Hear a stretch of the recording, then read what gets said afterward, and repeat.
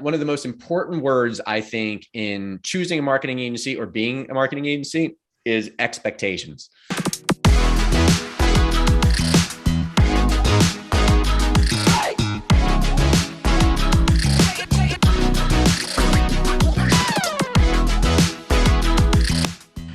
Hey there, and welcome to a brand new episode of Delivering Marketing Joy. I am your host, Kirby Hassman, and joining me today is a brand new rock star. I'm so excited to dig in and learn a little bit more. He's a content marketer. He's also a proven agency matchmaker, which I love. He's the founder and CEO of The Agency Guide, John Bertino. Thank you so much for joining me.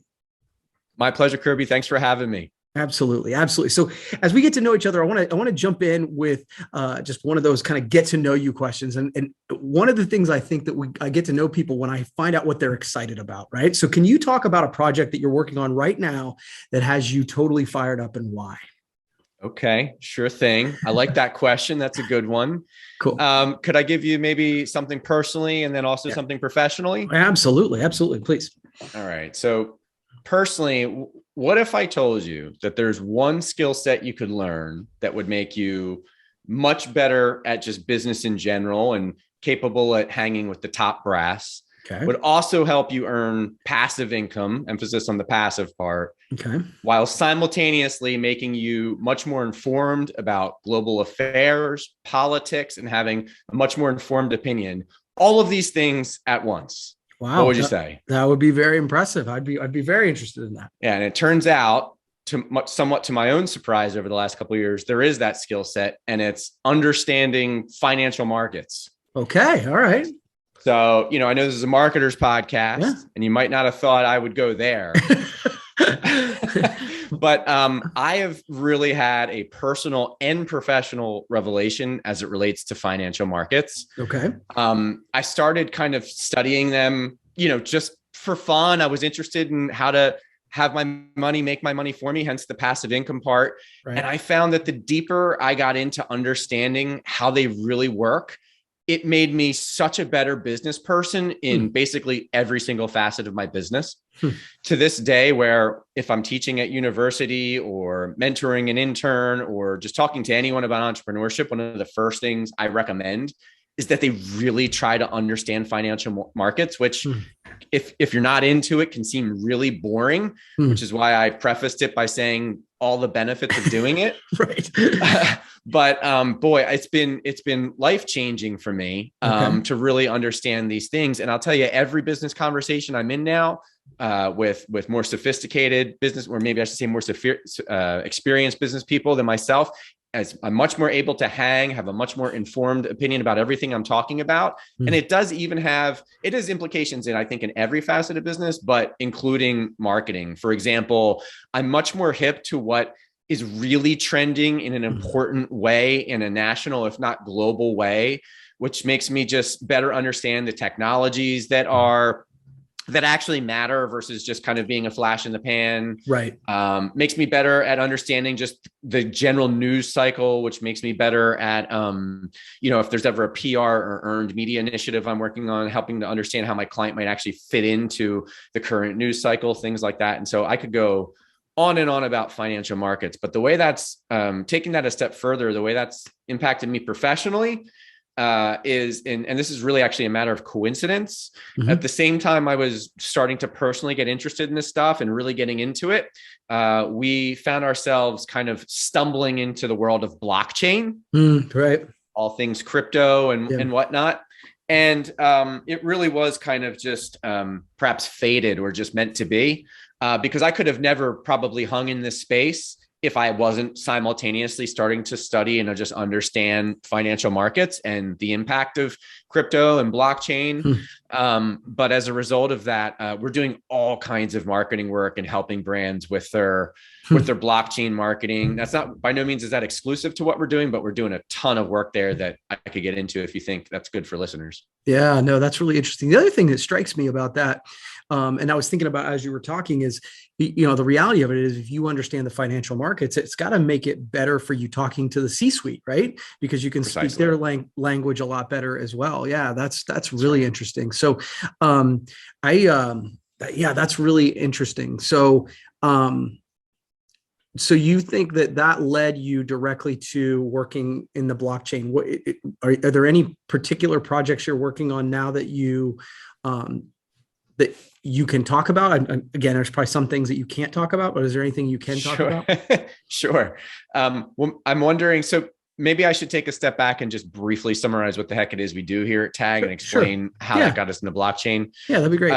Because our model is super unique. So TAG, which is an acronym for the agency guide, has this unique model where we're a small team of experienced consultants, each with at least a decade, if not a couple of decades of experience behind us. Mm-hmm. We're meeting and consulting with brands of all sizes, typically pro bono. That means for free. Yeah. In an effort to advise on what marketing channels we would be investing in if we were in their shoes, what reasonable investments in those channels looks like, what reasonable expectations to have from those investments would be. Yeah. And then if and when we're aligned on these things, we look to match make that brand and their specific needs with one of the approximately 200 or so different agencies and consultants we represent. So like you said off the top, we're like a marketing agency matchmaker that provides a ton of pro bono consulting along the way. And so back to blockchain, what we actually found was that model, our model, carries tremendous extra significance and value in the blockchain space. Why? Because these brands are often moving lightning fast and they don't actually want to or have the time to do proper due diligence on agencies. Because a lot of them aren't marketers by trade. They're much more engineers or mathematicians or financial people with financial backgrounds. And so they're much more confused with marketing. And unfortunately, there's tremendous amounts of snake oil in the space. Right. People that are, fly by night agencies, just like in the non-blockchain space. Yeah. And, brands are having a lot of difficulty navigating that landscaping, knowing who to trust. So as I said, we kind of fell into it. We weren't seeking it. A project came across our desk and got us into it. But man, we love working in the space. And what's really interesting from a marketing perspective specifically is all the cool new kind of like tools and avenues and tactics that are unique to that space. It's almost a coincidence, right? Like what's on the cutting edge of finance and business, it's blockchain. What's on the cutting edge of marketing just so happens to be the tactics they're using, right? So we're doing a ton of stuff in like Twitter spaces these days. We're using Discord now. We're doing all kinds of influencer marketing, which, 2 years ago, we were just kind of, we as in our consultancy, we're barely touching these things, maybe a little influencer marketing. We definitely weren't worried about Twitter spaces didn't exist, but now we're kind of using all these new marketing methodologies and tactics. And it's been eye-opening. It's been invigorating and it's just been a lot of fun. That's really interesting. So I want to jump around a little bit because from my perspective, you're working with brands and you're working with agencies. So what are some mistakes that you see, mistakes that you see organizations make when whether they're selecting an agency or just specifically telling their story, and then maybe how do you suggest they fix them? Sure. So, well, as you mentioned, two sides of the equation, right? There's the individuals hiring the agency, and then there's the agencies themselves. So let me actually work backwards. Sure. Tell you some of the problems or mistakes I see the agencies making. And I'm sure you have probably plenty of marketers with boutique, if not significant marketing practices. So, one of the most important words I think in choosing a marketing agency or being a marketing agency is expectations. Rule number one, set great expectations. Rule number two, set great expectations. Rule number three, set good expectations. Before launching TAG, I worked for several different marketing agencies. And now since launching TAG, as I mentioned, represent like 200 different teams. And really what separates the wheat from the chaff and keeps both the clients and the agencies happy is their ability to set good, clear, honest expectations, which require honest, transparent communication. So that would be the first thing I would say. Second thing I would say is full service versus niche. Okay. And a lot of our entrepreneur friends out there, right? They're they're trying to get their agency, their consultancy off the ground, and they're trying to figure out how they can be more successful at it. And other than setting expectations, probably the second biggest thing I would say is try to establish a core niche, whether it's a core niche offering, such as SEO or PR or what have you, or it's a niche vertical, or in a perfect world, a little bit of both. Right. Now, don't get me wrong. You can have a successful agency and be more full service or be more omni-channel or work in different industries. It's not impossible. But if you're just getting going, I think it really behooves those fledgling startup agencies to be much more specific. Keep in mind, if you want to offer other things behind the scenes, I think that's okay. But front of the scenes, the way you promote and market yourself and what you kind of highlight in your offering really behooves that team to be pretty specific in their offering. It gives people a reason to see you as a specialist in something. Again, I think a specialist in a certain industry is incredibly powerful. And it actually, here's a hidden gem here, it actually makes you much more approachable by referral partners, that is other marketers. And that I found to be one of the biggest keys in getting an agency off the ground. Because if you're a full service, then other agencies just see you as a threat, a competitor. When your communications within financial markets, I'll use that again, then the website builders and financial markets don't see you as a competitor. The SEOs see you as a partner, so on and so forth. And so that would be another big recommendation to the agencies. Those are really good piece of advice. I think that's got me thinking on sort of what we do. And so when you are working with the brands that you connect with these agencies, is there advice you give those brands? Like, do you go into the niches, say, hey, this is the specific thing you need, so we're going to recommend you work with this? Is that how you do some of that connecting? Sure. So when it comes to the brands, there's a plethora of things I try to recommend and also just bring out of them to create a more fruitful match. So one of the things we really like to dive into when talking to a brand is understanding the marketing resources they do have, so that we can create a synergistic effect, which sounds like a big fancy word, right? But synergy, I like to define as like the sum of the parts is greater than the whole. So like 1 + 1 = 3, right? So if when we're talking to brands, we're really focused on, okay, what do you do well? Right.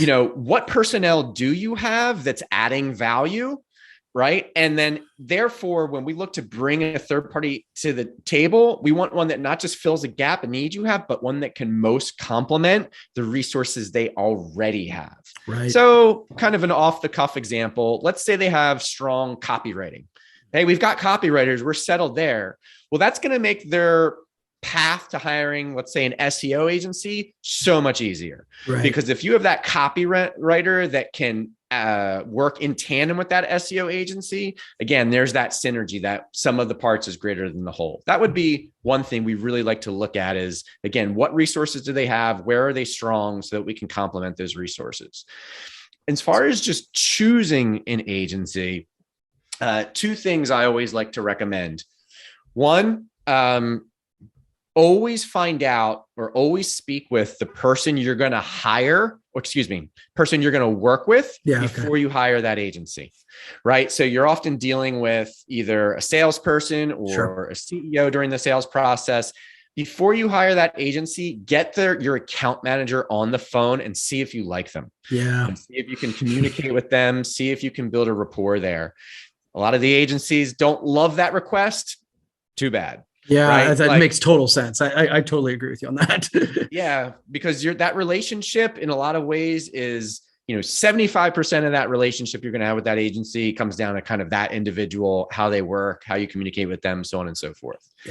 And then the second thing I always like to say is kind of conversely, if you're dealing with a salesperson or the account manager you're going to work with, but that person's not the CEO or founder, try to get a feel for the founder, right? So you can't always get them on the phone, but if you can, that's great. If you can't, run some searches in YouTube, or look for them on podcasts, try to hear them, listen to them, see them, and see if you can get a feel for what the ownership of that agency is like, because you can learn a lot about the kind of culture and feel of how an agency is by getting a feel for what their founder and CEO is like. That's really good advice, John. I like that a lot. Okay. One final question for you. This has been great. What are some tips that you give? This is a little bit outside of the marketing space, but it might be marketing, right? What tips do you give for growing both personally or professionally? What do you give to people that you mentor or that you work with? Sure. So my big mantra, I think really ever since having my first child, probably even before then, but having a child really changes things. Yeah, it gives you perspective. Doesn't it? Do you have any kids, Kirby? I do. Yeah. Yeah. And it really starts to make you examine what do you find important? What are the biggest life lessons you've learned? And what is the best information you could, because you're literally raising someone, right? Yeah. So what I've been preaching to my kid, and I've realized one of my mantras is always be learning. I am on a never ending quest to learn and consume information and just and not just like listen to something once and move on, although even that's better than not listening to it at all. Totally. But really trying to study different aspects of whether it's human nature or business or psychology. Always have these different areas you're trying to grow and expand in. And so I've become a huge fan of, there's an app called Blinkist out there, which is like, it takes the best books ever written and consolidates them down into 15 to 30 minutes worth of summaries or cliff notes. It's like that thing you always wanted back in high school, so you didn't have to read the book. It's like that thing. Yeah. Which is a great way to just kind of like speed read. And then, you can revisit the books over and over again. And again, do it in a 15, 30-minute summary. Love it. I have an insatiable thirst for podcasts like yours or streaming books on Audible. I'm constantly streaming new content, but at the same time, trying to be diverse with it. Because if I just did marketing, like I'd get overwhelmed, I'd be over it. I do that for my day job, right? And that's how I got into finance and a slew of other things that have helped me both personally and professionally. So that would be my personal tip. And then how about a professional one? Sure, bring it. So at TAG, again, that's our acronym for the agency guide. We consult on all aspects of marketing, paid ads, SEO, branding, web, PR. And over the 8 years we've been doing this, I've really started to develop an appreciation for earned media. I feel like earned media is underappreciated by small businesses. So what is that? Just a quick definition. The textbook thing you learn in college, and they've been teaching since the beginning of marketing courses, is this idea of all marketing falling into paid, earned, and owned media. Owned media is anything you can build and control, like your website, your blog, arguably your social media channels, though you don't have full control. Right. Paid media is anything you can pay for ad space and get visibility. So that would be today's digital ads, a billboard, an ad in a magazine, a television commercial, anywhere you can pay and get visibility, that's paid media. And then you've got earned media. And again, my tip is that earned media, I think, is incredibly valuable and underappreciated. And so earned media is basically getting other people to talk about you or give you the opportunity to do thought leadership, like we're doing right here, Kirby. Right. And the reason I think that this is not only important, but has grown in importance is just the sheer amount of noise on the web. There is so much noise, so much clutter, that you really need those third-party trust signals to cut through and help kind of validate your background, your story, your expertise. And there's a lot, and with the advent of the net, there's a lot of new ways to get earned media beyond just like hiring a publicist for $8,000, $10,000, $15,000 a month, right? There's podcast interviews like we're doing now. There's influencer marketing, which is a form of kind of earned media, even if it's really paid, right? Now on the flip side with earned media, there's a lot less instant gratification. There's a lot less long-term play, a lot less guaranteed quantifiable results that you can draw direct ROI to. So, you have to get comfortable with that. But if you can get comfortable with that, there's a lot of opportunities at your fingertips to get good exposure and thought leadership and third-party credibility that are really going to help all the rest of your marketing work better for you. Dude, that is great stuff, John. I really appreciate this. I love the idea of earned media. That's something that I definitely talk about a lot.